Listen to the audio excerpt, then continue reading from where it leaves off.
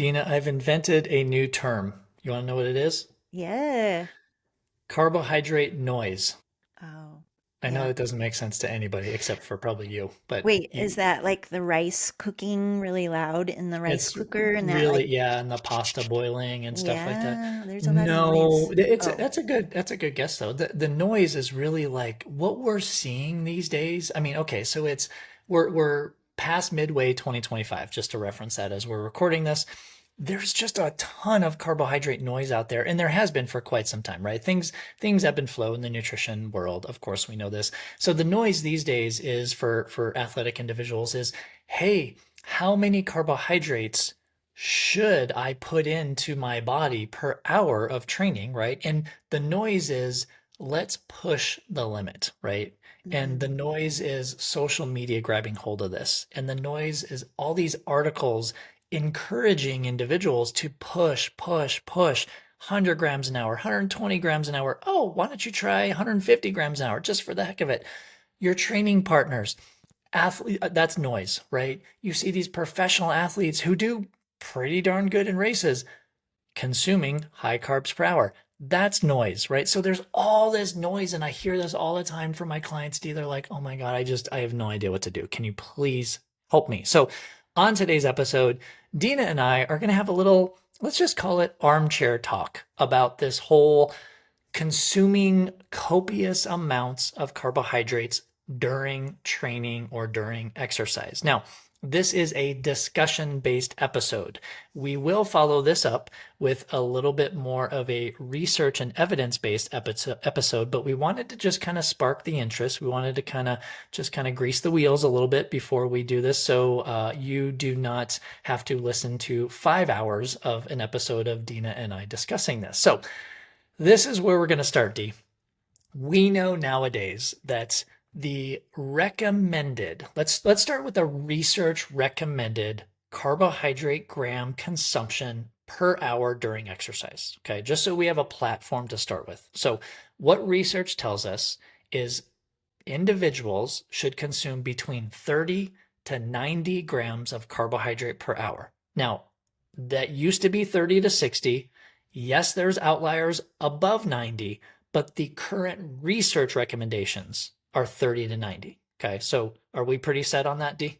The research guidelines, to my knowledge, the date that we are recording this, have not been formally updated with higher levels Correct. from a research basis. That could Research basis. change. Yeah. So, okay, we've got that research base. Okay, so now going off of that base and that platform, that foundation, now we need to talk about real life because that's what we're all about, right? D is using evidence based, put into real life, and seeing how we can improve our athletes' performance, health, longevity, fitness, right? Okay, let's actually back up a little bit more too because I need to explain this as context because it is kind of all about context too.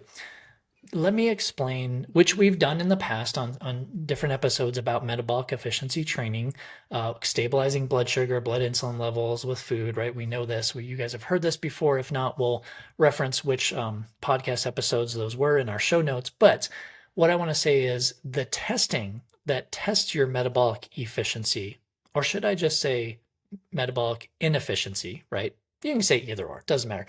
I think a lot of people, D, don't understand what the test actually gives you, right? So it's not just about finding your metabolic efficiency point if it's there. So metabolic efficiency point is where your fat and carbohydrate oxidation or burn cross over, and your body, with increasing intensity, utilizes more carbohydrates for energy and less fat, right? A lot of Mhm. people think, because I hear this all the time, they're like, oh, I just want to figure out my crossover point, my metabolic efficiency point. Well, that's great. But a metabolic efficiency test gives you so much more.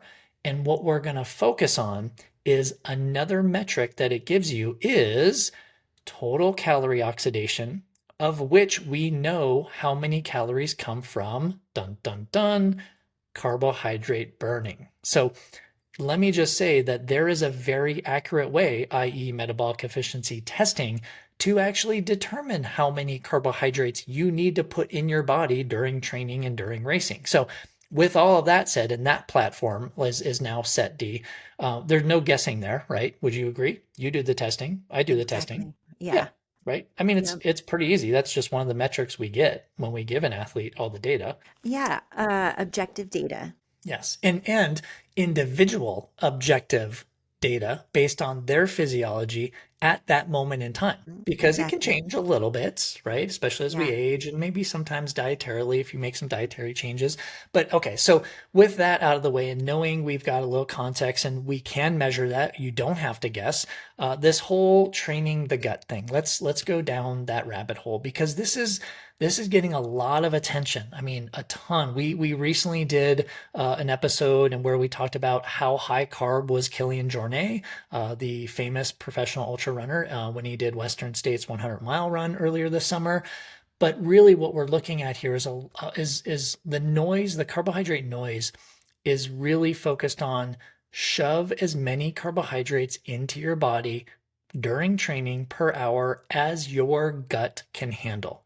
Is that an accurate statement, do you think, Dee? I think so, Bob. I mean, I was trying to think of some other words Yeah, than shove. shove. Well, because I if mean, you see chomp. athletes doing it, that's kind of what they're Yeah. doing. Because if you're, listen, we've both heard of those really outside the bell-shaped curve athletes who, and usually professional athletes, right? Like I've heard up to 200 grams, not 190 Oh, yeah. grams per hour. Yeah, Like, yeah. I'm gonna need my calculator. Let's just hold on 1 second. Let's just say you have a 40-gram carbohydrate gel, of Yeah. which there are some on the market, but most of them are like 20 to 30. That's almost 5 gels an hour. So when I say Mhm. shove, that's why I chose that word shove, because can you imagine eating five times, like a gel 5 times an hour? Dina, that's every 12 minutes to get 100. So Yeah. anyway, my perspective, right? Yeah, Context, yeah, but yeah. yeah, yeah. Yeah, that is quite a high range that is being put out in the ethos these days. And we're not discounting it. What we're saying is does everybody need it, Does right? everyone Just need it? just just because we see a few high-level professional athletes do really well with it, does that mean that you and I need it? Does that mean No. that a college athlete needs it? Does that, you know what I mean? And that's kind of what our armchair talk is all about today because these are the stories. This is the noise we're hearing where we're like, "Oh, hey," and we can throw out all these names. Hey, so and so did 150 grams an hour and won the race. So and so did 190 and won the race. Well, so and so is not you, right? I mean, and so is probably a professional athlete, which we know their Yeah. physiology is a little different. So and so is probably doing this as a career, right? So that kind of changes some things. Exactly. Well, and even if we equate it to training programming, Bob, the pros that have been in the media and so on that are doing the high carb fueling, their training is quite different than the masses, Totally. right? I mean, their mileage per week or their, hours per week of training significantly different. And so, I mean, this ultimately speaks to that word like individualization or Hmm. personalization or your unique physiology. And Right. so I think that is where my kind of sticking point is with some of this carbohydrate noise is the origin of this and who is it intended for, not the masses. I mean, it's all relative to each of Yeah, us, right? for And sure. so ultimately is getting to what is your body requiring? What are your needs? And I think so much of that gets overlooked aside from the fact that we don't have, here's my first tangent, we don't have the long term research to show what's happening health wise Oh my gosh, when we're that's always been my consuming thing. Yeah, hours and hours of simple sugar and affecting the gut microbiome. And we do know from the body of research how much impact the gut microbiome has upon health. So a lot of this is getting pigeonholed into, yeah, your performance on race day, your prep and stuff for your race, but what are the long-term consequences? That's also where I get a little heated with this kind of noise that's out there. yeah, and you have to kind of put that into context also. Like I've had this discussion with high-level athletes and like and we're not discounting using carbohydrates during training. What we're saying is everyone is so different. Does everyone need a super high amount like during training, right? But I've had this conversation with athletes, again, professional elite athletes, and it's like Okay, well, how many times a week are you training under those conditions where you're consuming a super high amount of carbohydrates per hour during training? What does your normal daily nutrition look like? Like, are you consuming still like some simple sugars, or is it the exact opposite?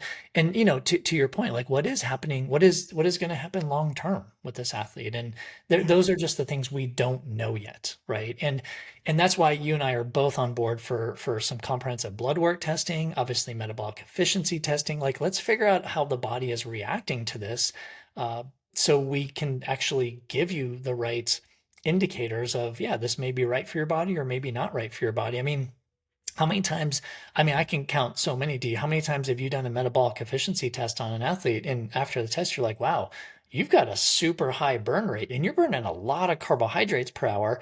And then the opposite is also true, right? Wow, Yeah. you really have a low carbohydrate burn rate. You're really burning a lot of fat per hour. So that's the beauty. Like, we're all different and we have to customize this instead of just, unfortunately, I'm having a lot of athletes just kind of, pull the trigger and be like, oh, hey, I'm just going to try 100 grams an hour, during of 100 grams of carbohydrate per hour during a whatever 2 hour bike ride. And I'm like, okay, and what do you normally do? Oh, 30.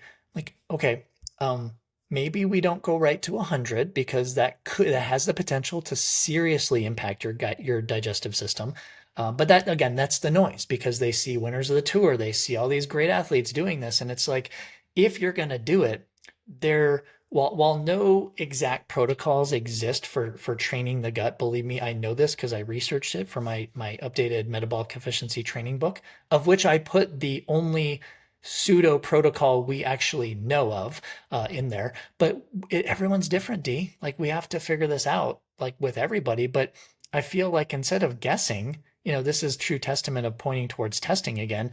Instead of just guessing, why don't you have it measured, right? I mean, I just figure this stuff out. Now, I get if you don't have access to metabolic efficiency testing. Totally get that. And I kind of feel like, D, is this the time to bring up that the new thing that we just read? Yeah, I think we should mention this Okay. briefly. Yeah, Yeah. and I'm gonna let you mention it, or do you want me to mention it? It doesn't matter, right? Well, we can both chat on Okay. it, but But let me first, yeah. before we start, let me first say that Dina and I literally just heard of this. So what we're going to do is do a ton of research behind this and all of, like, just do our due diligence. And we're going to record another episode of digging extremely deep into what we're going to talk about right now. So we're kind of surface area, maybe 20, 30,000 foot view on this discussion with what we're talking about. Then we're going to follow this up very soon with a literally like a 5 foot, kind of a elevation, if you will, with this. So we're going to go deep on this very soon. So, okay, with all that said, Well, there is a new test being developed and tested out there mhm, to do at home oxidation measurement on yourself. I think, it's being spearheaded here in the cycling world, but mhm, kind of involving a certain protocol where you ingest a carbohydrate solution. You're doing your exercise. I think they're kind of testing this again, like I said, with cyclists, but this carbohydrate solution has a certain compound in it to help track the carbohydrate use or the oxidation of that. And so it's basically trying to simulate a metabolic efficiency test, but not at all the same method. Yeah, I don't know if we want to expand on the testing that we've read about here. It does appear to initially cost quite a bit. mhm. We'll get the details of that, but they're looking at, is this a way for ultimately for us as individual athletes to figure out how many carbs we burn per hour Mhm. and then determine how many carbs we should ingest? Which is exactly what we're measuring with a metabolic efficiency test, right? So Yeah, this is what's interesting to me. I'm like, okay, so we've been doing this for 20 plus years. They've actually been doing this similar test that you just referred to in research labs because this is a test that they use in research. They're trying to bring it to real life, yeah, essentially, like consumers. But yeah, I mean, it's interesting, and this is just from what I've read and not researched this yet. But so they have people sit on a bike, they pedal in zone 2 for 90 minutes. The coach physiologist had on me says, how do you qualify zone 2? Are they doing yeah, lactate tests as a percent of their VO2 max? We don't know all this yet, right? Where this yeah, is where we're going to dig deeper. And then during it, like you mentioned, they drink this carbohydrate solution. with a special compound. Afterwards, they breathe into, I don't even know what they're breathing into, Yeah. right? And then they're basically expelling that CO2, which is being measured by this compound in the carbohydrate drink, being shipped off, like their breath is being shipped off to a lab where it's being analyzed. And then, yeah, then it tells you, oh, hey, you're burning 60 grams of carbohydrate per hour, like whatever, right? And then that could essentially help you fuel and set your nutrient timing plan based on your burn rate. Now, I have a few issues with this, D. And again, I'm putting my coach and physiologist hat on.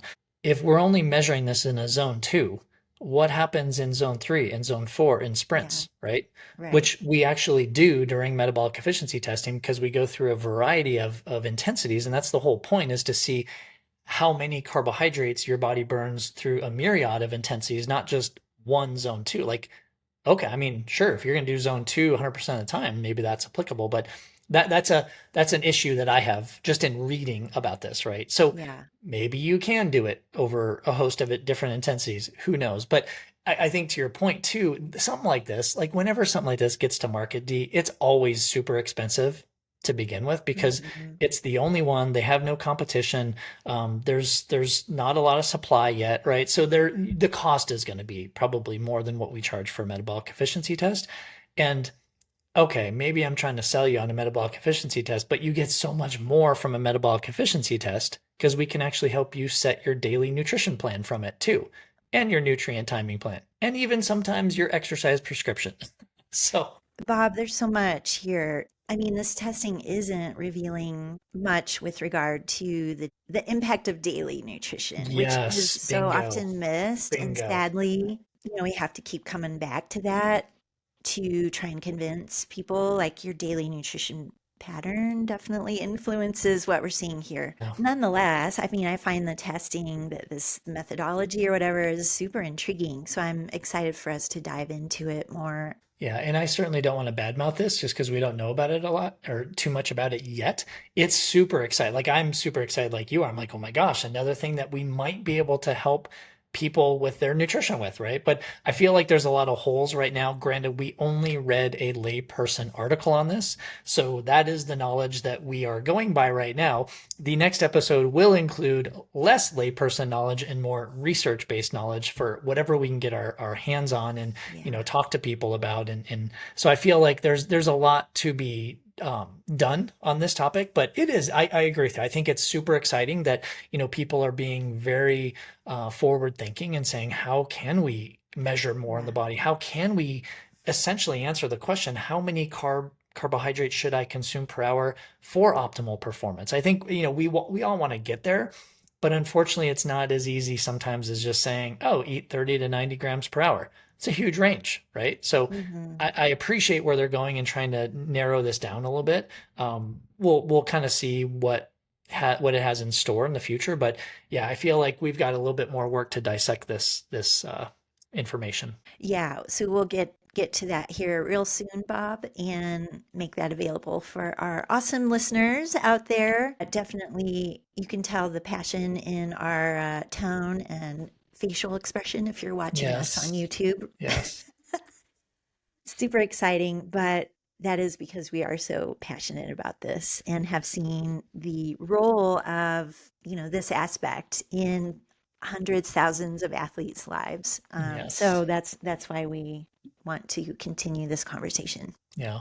I think one thing to end on too, D, is just I love that you brought up the health consequences or health implications. Let's talk about it with that way because we just don't know. Like feeding that many carbohydrates, we just don't know from a health perspective what can happen down the road. I know on the opposite side, if you're underfueled, we know a lot of the health implications, right? So that's well known. It's just on that high end, we just don't have that data yet. So and we won't have that by the time we record the next episode. But yeah, next episode we're gonna dive into this a little bit deeper, have some more explanations, and just to help you all figure out maybe how much should I eat per hour, right? I mean, I feel like Yeah. it's kind of an experiment already with some of us if you don't have some data like from a metabolic efficiency test. But I think it'd be kind of cool also, D, if you agree that maybe we can start interacting with our community on our Patreon account. So if you go to patreon.com/ISN podcast, would love to know maybe just a basic, like, when you are training,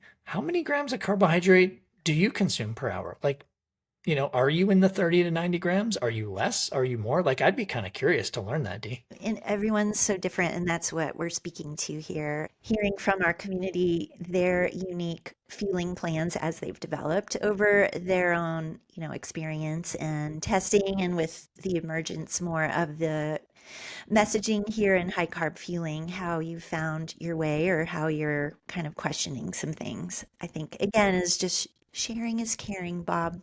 Oh, sharing is caring. I love it. All right. Well, So, that's a good note to leave on, right? okay. Well, I guess it might have been a little corny, but ultimately it is still true. So, Yes, it is. It is. All right, listeners, we so appreciate you taking the time out of your day to listen to us. And again, stay tuned for that next episode or maybe not the next one, but a episode in the near future where we dissect this a little bit more. Thanks for all of your support. Head on over to our patreon.com/ISN podcast community. Interact with us, send us some questions, and just give us a hi when you can. See you on the next episode.